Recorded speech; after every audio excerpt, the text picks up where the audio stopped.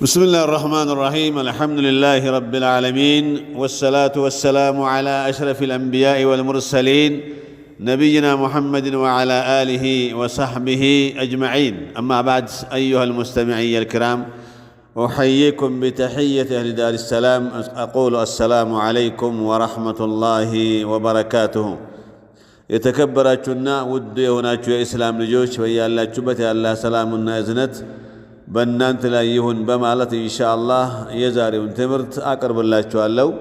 የዛሬው ትምህርት ርዕሱ ሂፍዙ ነፍስ ነው የሚለው። ሂፍዙ ነፍስ ማለት ነፍስን መጠበቅ ይላል። ጠባቂው አላህ ነው፣ የሚጠብቀው አላህ ነው። ከመሆኑም ጋር ግን ለሰበብ አላህ ሱብሓነሁ ወተዓላ ነፍሳችንን ከተለያዩ አደጋዎች፣ ከተለያዩ መከራዎች፣ ከተለያዩ ህይወት ከሚያሳጡ ነገሮች ነፍሶቻችንን እንድንጠብቅ አላህ አዟል ማለት ነው። የሰው ልጆች ለምሳሌ በጣም ሲቸግረው፣ በጣም ሲከፋው፣ ሰርቶ ማግኘት ሲያቅተው፣ በድህነት ሲሰቃይ፣ ሲራብ ሲጠማ ነፍሱን የሚያወጣ አለ። በራሱ እጅ ነፍሱን የሚያጣ ሰው አለ። ይሄ እንደ እስላም አይፈቀድም። ይሄ እንደ እስላም አይፈቀድም። ጥንቃቄ ማድረግ ያስፈልጋል። ድህነትም ካላህ ነው፣ ሀብትም ካላህ ነው፣ መኖሩም መሞቱም ካላህ ነው። ስለዚህ በዚህ መልኩ አላህ ሱብሓነሁ ወተዓላ ነፍሶቻቸውን የሚያጠፉ ሰዎችን አላህ ከልክሏል።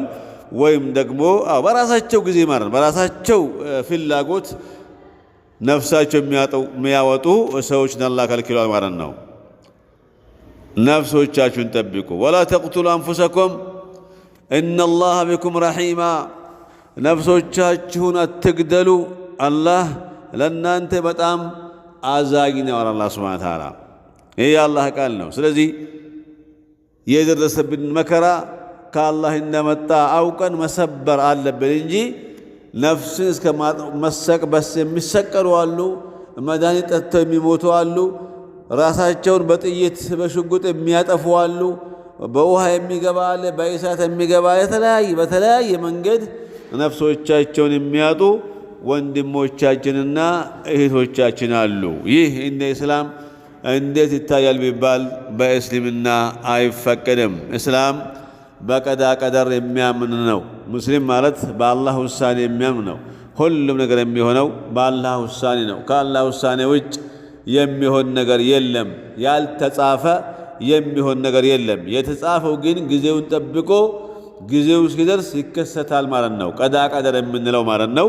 እና ስለዚህ በተቻለ መጠን ነፍሳችንንም የሌሎቹንም ነፍስ እንደዚሁ መጠበቅ አለብን ማለት ነው። አላህ ይላል ቁርአን ላይ ወማ ካነ ሊሙእሚንን ለአንድ ሙእሚን አይገባውም አለ አን የቅቱለ ሙእሚነን ሌላ ሙእሚን ወንድሙ ሊገድል አይገባውም ኢላ ኸጥአን በስህተት ካልሆነ በስተቀር አላህ ሱብሓነሁ ወተዓላ።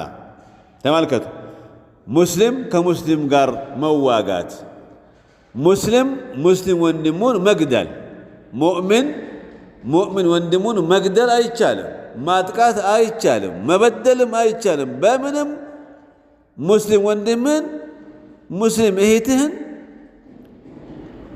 ልታስከፋ አይገባም። እንደ እስላም ልታስከፊ አይገባም እንደ እስላም ማለት ነው። እንኳን መግደል እንኳን ማቁሰል፣ ሌላ ቀልባቸው ራሱ የሚሰብር ነገር ማድረግ እንደ እስላም አይፈቀድም ማለት ነው። ኢድኻሉ ሱሩሪ ዐላ ቁሉቢል ሙእሚኒን። እንዳው ከተቻለ በሙእሚን ወንድሞቻችን ቀልብ ላይ በሙእሚን እህቶቻችን ቀልብ ላይ ደስታን ማስገባት ነው እንጂ እነሱን የሚያስከፋ እነሱን የሚያሳዝን እነሱን ሐሳብ ውስጥ የሚጥልን ነገር ማድረግ እንደ እስላም አይፈቀድም። ስለዚህ ጥንቃቄ ማድረግ ያስፈልጋል። በአንደኝነት የራሳችንን ነፍስ አደጋ ላይ እንዳትወድቅ፣ ወደ ጥፋት ወደ ሞት እንዳትሄድ፣ ወደ ችግር ላይ እንዳትወድቅ መጠበቅ።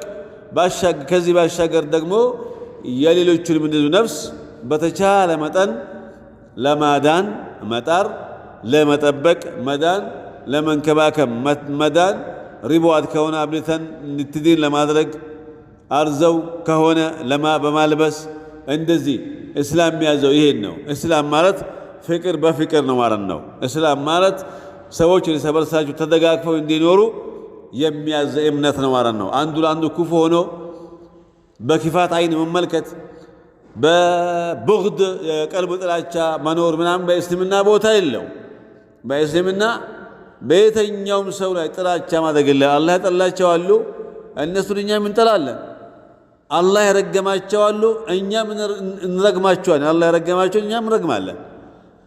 ከዛ ውጭ መራገም አይቻልም፣ መሳደብ አይቻልም፣ በሰው ላይ አደጋ ማድረስ አይቻልም፣ መግደል፣ የሰው ነፍስ ማጥፋት አይቻልም። ነፍስ ሲባል ሙእሚን ብቻ አይደለም፣ ማንኛውም ነፍስ አላህ ዘንድ የተከበረ ነው። ትንኙን ካን ቢሆን ነፍሱ የተከበረ ነው። ለም ትገድለዋለህ ያ አኺ ምን አትፍቶ ትገድላለህ።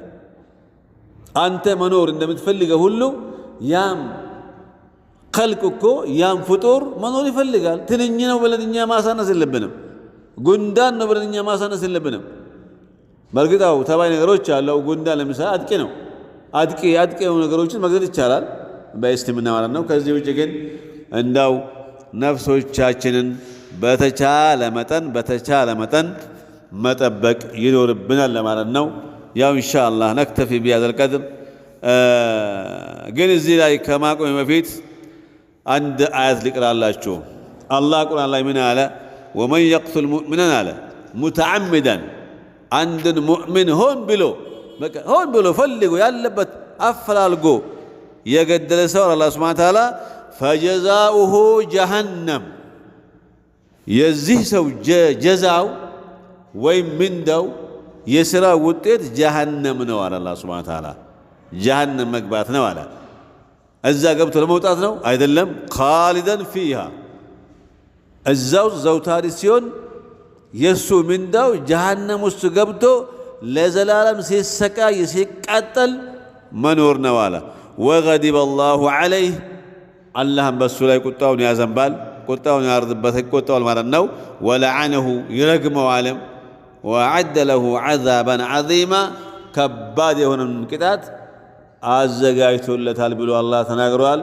አንዱን ሙእምን ሆን ብሎ ያለ አንዳች ጥፋቱ ፍርድ ቤት ሳይወሰንበት የሚያስገድል ወንጀል ሳይፈጽም የገደለ ሰው ምንዳው ይህ ነው። ስለዚህ ጥንቃቄ ያስፈልጋል ለማለት ነው። ወሰላሙ ዓለይኩም ወረሕመቱላሂ ወበረካቱ።